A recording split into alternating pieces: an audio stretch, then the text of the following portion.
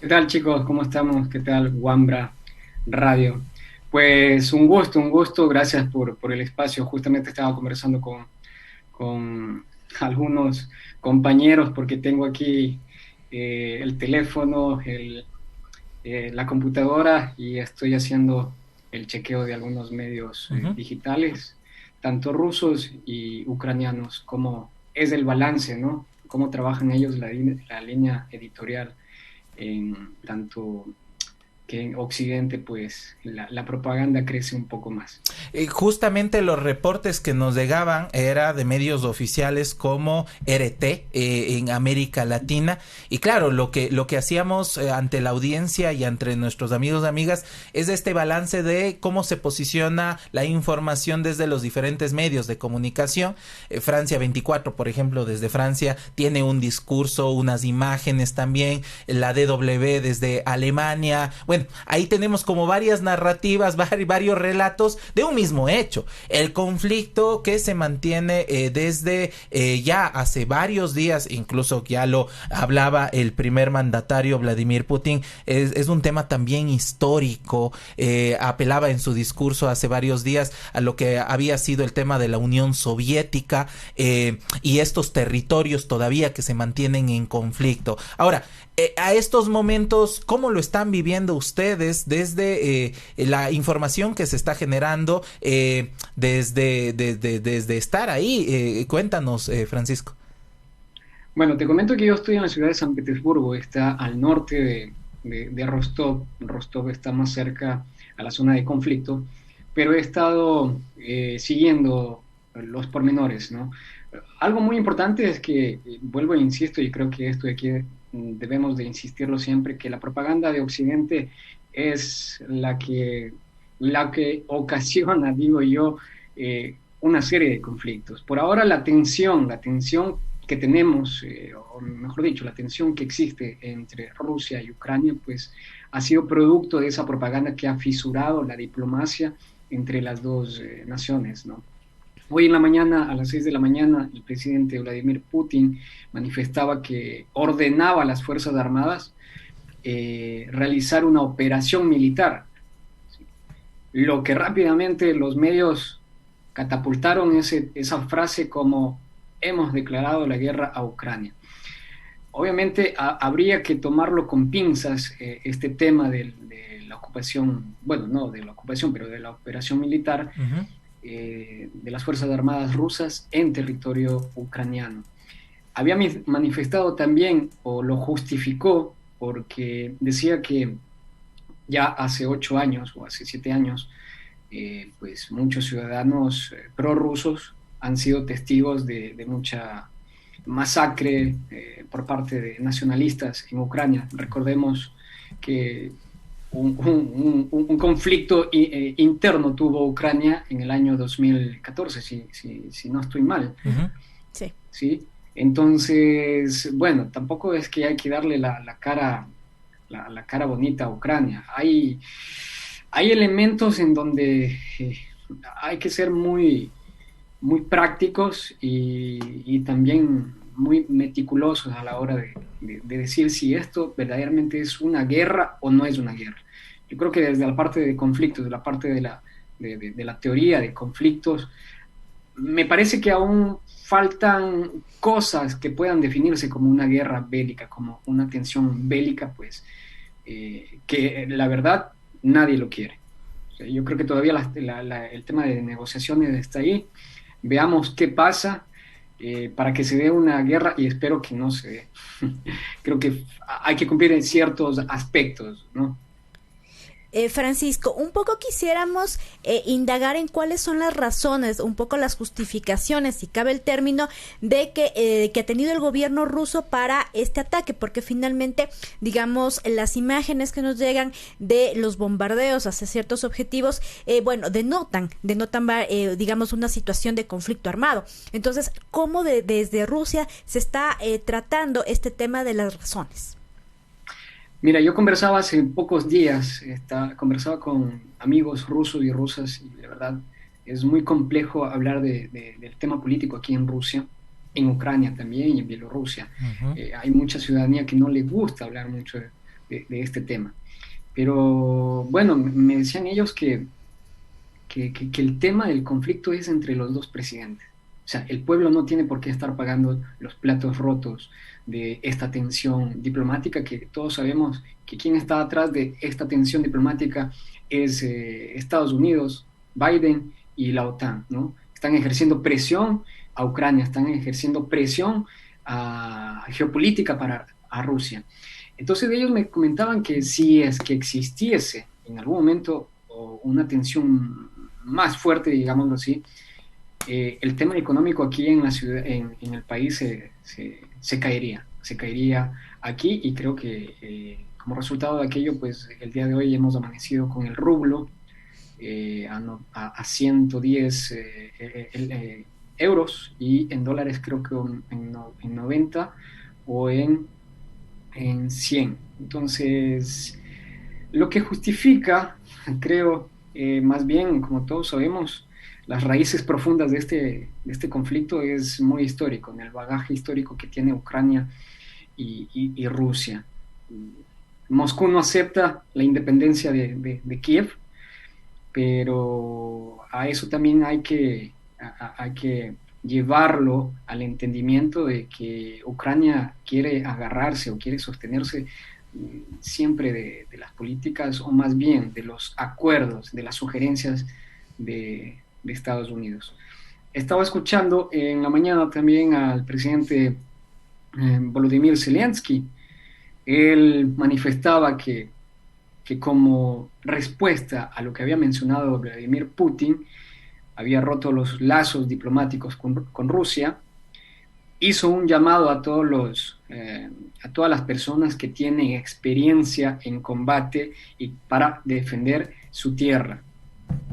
Entonces, esto ya desde la parte práctica y desde el discurso también está encendiendo o está fisurando un poco más el tema diplomático, ¿no? Y justamente también cómo está la economía, o cómo tú observas que estas acciones tienen que ver con la materia prima, el tema del gas. Hay esta sanción que se ha observado de el transporte de crudo en esta infraestructura enorme entre Rusia y Alemania. Hay estas medidas concretas económicas, ¿no es cierto? Entonces, ¿cómo tú lo ves en el ámbito también interno desde Rusia en esta competencia? Si es que podrías llamarlo así. Perdí audio de su parte. Sí, ahí me escuchas, Francisco. Ahí estamos. Ya, para cerrar la pregunta, ¿cómo justamente tú ves en el nivel económico, en esta mirada de lo económico en la disputa también por la materia prima, el gas, que es tan importante también para Europa y que tiene una gran administración desde la Federación Rusa? Yo creo que ese es el miedo más, bueno, aparte del tema de la acción bélica. La ciudadanía está expectante a lo que puede suceder con este tipo de sanciones. Pero según algunos medios independientes, lo que se trata en este momento de hacer desde Moscú, desde Kremlin, pues es solamente esperar al tema de negociar. Están abiertos a la negociación para que este tipo de sanciones pues se puedan no extender, pero más bien se queden entre la mesa y no se lleven a cabo. Entonces, por ahora pues habría que esperar. El día de hoy parece que va a haber otro mensaje a la nación. Entonces, veamos. Por ahora, en Rusia, en la ciudad donde yo me encuentro, la actividad de mercado, la actividad económica, pues está un poco tambaleando, como les había manifestado con el valor del rublo, pero en los supermercados hay todos los productos, pero constantemente la ciudadanía está a la expectativa del tema de las sanciones. Uh-huh. Ojo, no todas las personas de acá en Rusia están a favor de esto. Mejor, aquí en la ciudad al menos, pues mucha gente está en contra de esta tensión diplomática, que saben verdaderamente cuál ha sido el primer protagonista de todo aquello. Finalmente, Francisco, quisiéramos un poco conocer si tú sabes de la situación de ciudadanos ecuatorianos, principalmente en zonas que ahorita están siendo bombardeadas, ¿no? Bueno, te comento que estoy tratando de mantener contacto con estudiantes en Rostov, que es el lugar más cercano a la zona de conflicto. Todavía no tengo comunicación. He tratado de comunicarme también con un grupo aquí en WhatsApp de ciudadanos ecuatorianos, pero hasta el momento no tenemos información. Sé que el día de ayer una compañera, una compatriota en Ucrania, había mantenido una comunicación con un medio internacional en donde manifestaba que lamentablemente por parte del Ecuador, ¿no?, de las autoridades de Ecuador, no hubo ningún tipo de comunicación. Entonces, eso por un lado. Por el otro, pues yo me mantengo al contacto con los chicos en Rostov. Todavía no tengo comunicación. Bueno, lo que sí quería añadir es que hay que contrastar la información. He visto cómo se está llevando a cabo y como ustedes, bueno, siempre he estado al tanto de toda la actividad que realizan los medios independientes como ustedes. Hay que contrastar. Es importante esto porque el nivel de pánico, yo el día de hoy me levanté con una gran cantidad de mensajes en donde me decían que ya la guerra empezó, ¿cómo estás? Y hace 2 semanas también me habían preguntado cómo está la situación de guerra. Entonces yo les había manifestado que verdaderamente acá todo se está llevando de la forma muy tranquila. Al menos en la parte de Moscú, de Peter, creo que a nivel del punto de conflicto, de la zona a cero, creo que allá es otra la situación. De acuerdo, y para cerrar, Francisco, justamente esta necesidad de hacer un análisis de si es que tuviera una mayor escalada, sin justamente llamar como al pánico ni de desinformar. Pero, ¿cuál es tu mirada, por ejemplo, de las acciones que Cancillería para las personas ecuatorianas, estudiantes en este caso, por ejemplo, debería de tomar como acciones de precautelar o de estar al pendiente? Tú justamente como una persona que ha migrado hacia temas de estudios, con toda la complejidad que tiene que ver con no ser una población mayoritaria migrante en un país como Ucrania o como Rusia, ¿qué acciones debería de tomar Cancillería? Bueno, mira, te comento que como experiencia, cuando inició el tema del COVID, de la pandemia, las autoridades, yo creo que ahí se puso en evidencia la falta de trabajo y de comunicación en parte de las autoridades. Me refiero al Ministerio de Relaciones Exteriores con las embajadas en algunos países.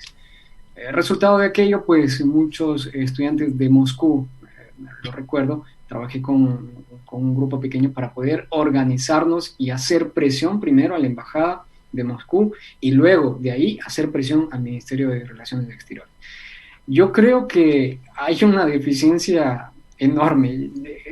Ellos desde el discurso oficial, pues puede suena muy bonito que ellos digan, pues estamos en comunicación, pero cuando aterrizas todo eso, en realidad esa teoría se queda en el aire, no hay comunicación. El día de ayer estábamos platicando con grupos en WhatsApp, con grupos de compañeros, y pues discutíamos y decíamos que no teníamos ningún tipo de comunicación por parte de la Embajada de Ecuador aquí en Rusia.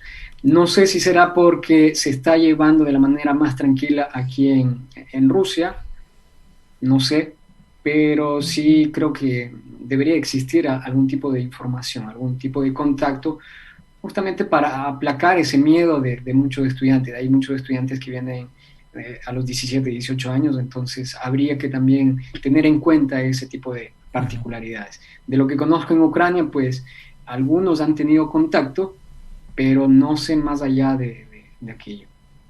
Francisco, muchísimas gracias por esta comunicación. Vamos a seguir tratando de informar y conocer sobre todo la situación de nuestros compatriotas en este país. Muchísimas gracias nuevamente y esperamos poder saber más noticias de ti en otros momentos. Muchas gracias. Gracias, chicos, gracias. Incluso les invito para que puedan ver el canal que lo hice el día de hoy, la verdad, Sí. con toda esta desinformación. Ujú. Hay un canal en Telegram que lo que estoy tratando de hacer es equiparar o tener información de los medios de Ucrania y los medios de Rusia. ¿Cómo manejan la información? ¿Cuál es la línea editorial?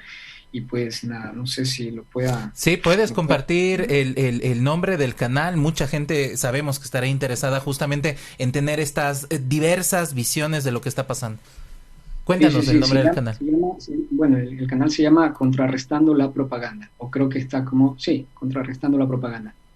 De acuerdo, lo vamos a agregar, vamos también a incluirlo en la generación de información de nuestro espacio de redacción acá en Wambra Medio Digital Comunitario. Muchísimas gracias, Francisco. Gracias.